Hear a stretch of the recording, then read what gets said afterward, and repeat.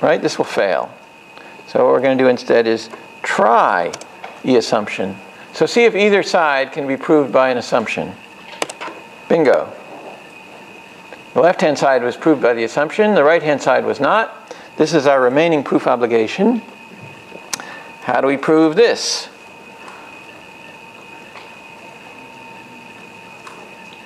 Skip. Right, there's an n at the head of both sides. So apply, perm, skip. Okay. Now what? This looks a lot like the induction hypothesis. Now we have to prove this. How do we prove this? Let's clear everything except H0. How do we prove this?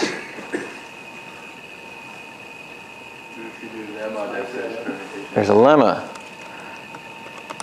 Let's search for a lemma that involves permutation and length. Ooh, this is a good one. Permutation length. So let's apply permutation length in H0.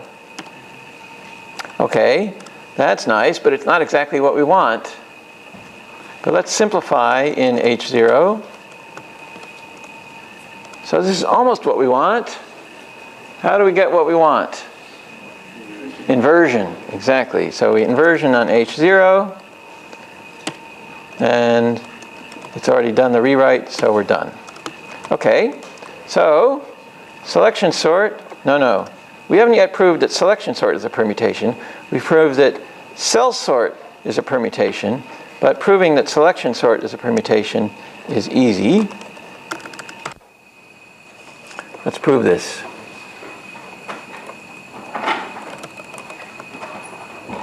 What does it say? That if we select the smallest element from x cons AL, and that's y, then y is less than or equal to x. Well, no, not quite. It also has to be true that y is less than or equal to every element in BL. Okay? So, how are we going to prove this?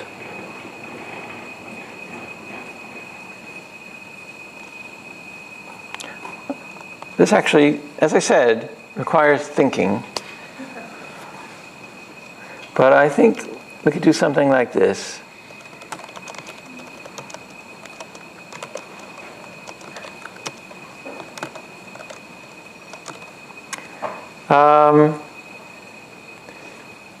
Y is less than or equal to every element in Y cons BL.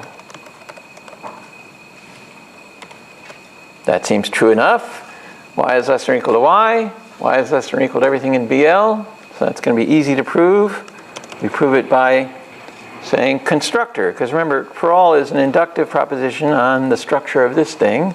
And if we just say constructor, we'll get that for all cons.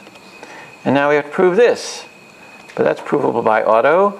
And the other thing is provable by auto because it's exactly what's above the line. All right, so we've got H1. Now, we're going to use for all perm on this guy. So what's a permutation of Y cons BL? Well, X cons AL is a permutation of Y cons BL. So let's look at assert H2 colon equals select perm.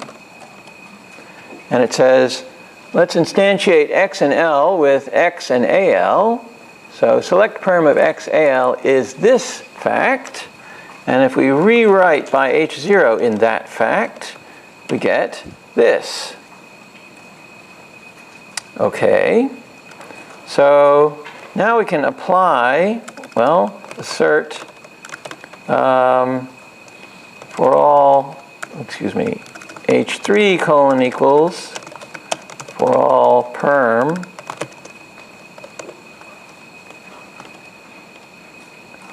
yeah, well, there's an implicit argument of for all perm. So it says this, for all A, F, AL, BL, etc. And I just do this assert in this way because I can't remember exactly how for all perm goes, and it's convenient to just put it above the line like that so I can see what to do with it. And what to do with it is instantiate it with what? Well, the A type is going to be nat, and the f is going to be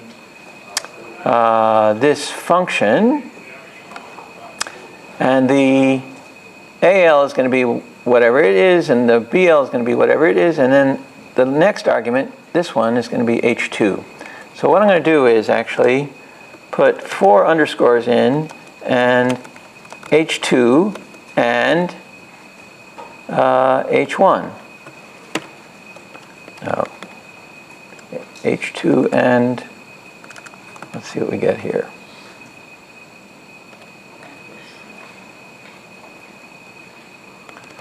I had this. We want 4 arguments and then a permutation and then a for all. Yes, 1, 2, 3, 4, H2, H. Oh, I know why it's not working. The permutation is backwards. We want permutation YBL XAL.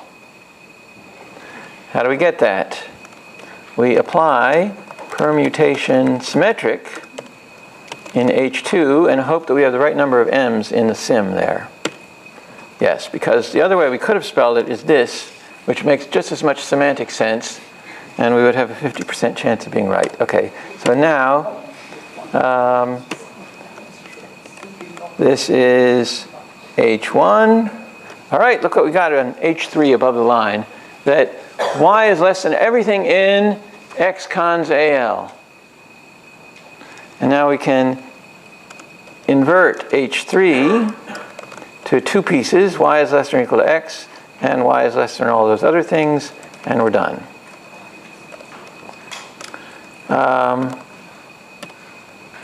So I'm out of time here.